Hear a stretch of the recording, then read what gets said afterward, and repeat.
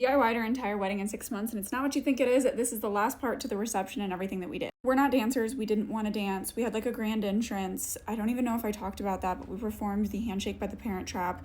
And we had all of our party members, which we didn't actually have a party, but I nominated my sister to be my maid of honor, and my husband had a best man, and that was it. No one stood up there with us, but we had both of our parents, sets of parents, so his mom and his dad, my mom, my sister, and his best man write speeches for us, and it was the most incredible thing. We were literally in tears like the entire time. He also wrote a speech. During this speech, we did guest awards, so we did fun little quirks about like who traveled the furthest, who traveled the shortest, who was the first to RSVP, who was the last to RSVP, fun things like that. Our longest standing friends and our newest friends, the people who got married the most recently in the wedding, and the next people to get married the most recently at the next at the wedding. That was really fun. People loved it. But another thing that I did in my speech, I went after my husband. He thanked everyone for being there. Of course, he was very thorough. It was very kind.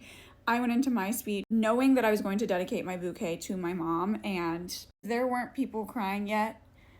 You were crying at this point. This was our MC. He was actually my husband's friend. He just used Spotify playlists and cue cards. It was such a sentimental moment between me and my mom that I literally will never forget. It makes me tear up looking at these photos and thinking about this. So if you're debating not tossing your flowers and dedicating it to someone, I highly recommend. Next was our card box. This was handmade. I think I mentioned that, but I didn't show it. So yeah, it didn't fit the black and white theme, but this is the one thing that I let go because my husband's dad, my father-in-law, made this handmade, carved. It's magnetic. He did all the wood burning. It's very detailed. It's very sentimental, and we'll be able to use this in the future for baby showers, other parties, things of that nature, anytime we need a gift card box. So I just think it's very special and truly a family heirloom. We have all of our advice cards and our cards from the wedding stored in here right now. We're gonna do a Costco cake, but then I went to a friend's birthday party like 2 months before the wedding, and it was the best cake I had literally it was a month before the wedding, actually. The birthday party was in March and my wedding was in April.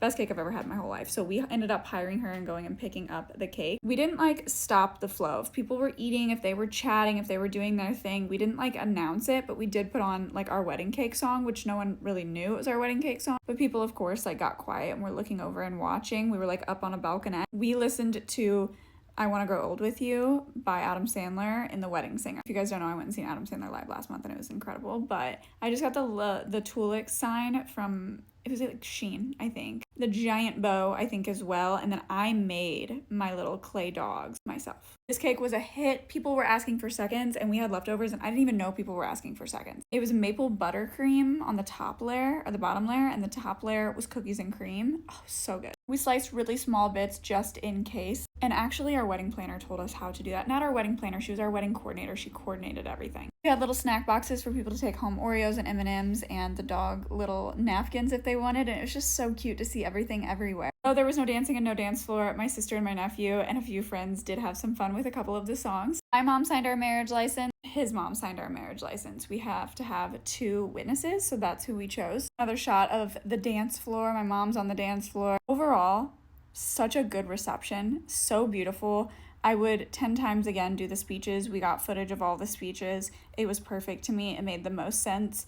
I'm glad we didn't have dances. It felt strange and weird and really didn't feel like us. We had so many comments of people saying to us, nonstop saying to us, 1, I've never been to a wedding like that before, and 2, that was the most unique wedding I've ever been to. It was a blast. You could tell how much love was poured into every single detail, and I was very proud of that. I will start with the ceremony details in another part.